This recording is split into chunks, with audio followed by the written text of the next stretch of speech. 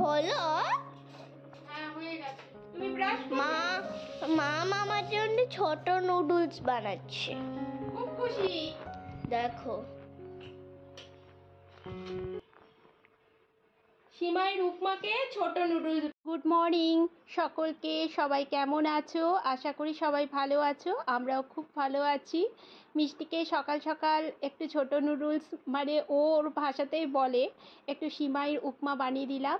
আর আমি চা নিয়ে বসেছি, এখনও টিফিন খাইনি, মানে পুজো দিয়ে এসে, স্নান করে পুজো দিয়ে এসে টিফিনটা খাবো। আজকে ছিল মঙ্গলবার, আর পুজোটা অমাবস্যাটা হয়তো 8টার সময় ছেড়ে গেছে, আমার ওই টাইমে হলো না পুজো দেওয়া। যাই হোক, পুজো টুজো দিয়ে চলে এসেছি। মিষ্টিকে কিছুক্ষণ পড়ালামও, পুজো টুজো দেওয়ার পরে টিফিন খাবার পরে ওকে স্নান করিয়ে পড়াশোনা করালাম। আর পড়ার পরেই দেখুন পালাবার তালে থাকে ওর ফ্রেন্ডের কাছে খেলতে যাওয়ার, আর এরকম মজা করতে থাকে। দরজাটা আটকে দিয়েছে কিন্তু ওখানেই দাঁড়িয়েছিল। একটু জল না খাইয়ে দিলে ও আর জল খেতে চায় না, 1 ঘন্টা পরে আসে। একটু আখি গুড়ের মধ্যে একটু মৌরি আর লেবু দিয়ে ওকে প্রত্যেক দিনই খাওয়ানোর চেষ্টা করি অল্প করে।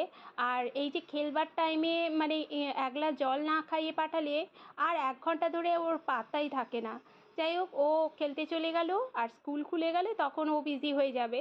আমি এদিকে রান্নাঘরে চলে এসেছি, ভাতটাও বসিয়ে দিয়েছি, একটু মুসুরের ডালও বসিয়ে দিচ্ছি। আর আজকে আপনাদের সঙ্গে একটা রেসিপি শেয়ার করব, একদম বড়সড় কোনো রেসিপি না, টমেটো পেঁয়াজের পোস্ত।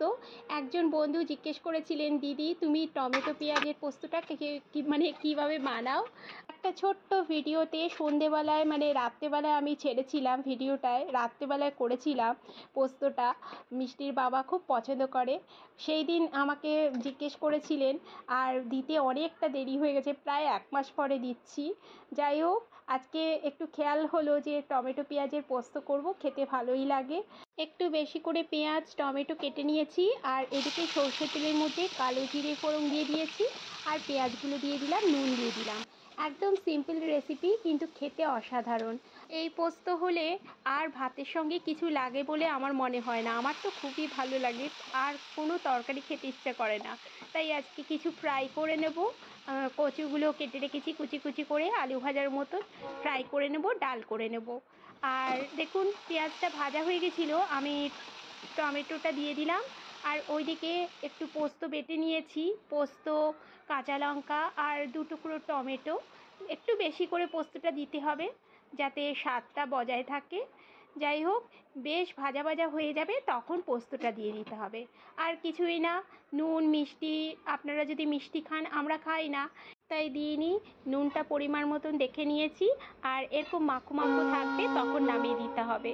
দেখুন পোস্তটা কত সুন্দর খেতে হয়, একবার অবশ্যই আপনারা ট্রাই করে দেখবেন। কিন্তু এই পোস্তটা অবশ্যই ঝাল দিতে হবে, ঝাল না দিলে এই পোস্তটার টেস্ট পাওয়া যায় না। একটু ঝাল ঝাল হলে ভাতের সঙ্গে মেখে খেতে দারুণ লাগে। দেখুন আমার ওপাশে তরকারিগুলো হয়ে গেছে, আর পোস্তটাও মাখা মাখা হয়েছে, বেশ সুন্দর হয়েছে পোস্তটা। যাই হোক, আমার রান্না কমপ্লিট। তোমাদের কেমন লাগলো অবশ্যই জানাবে রেসিপিটা আর ভিডিওটা। আজকের মতন বাই বাই।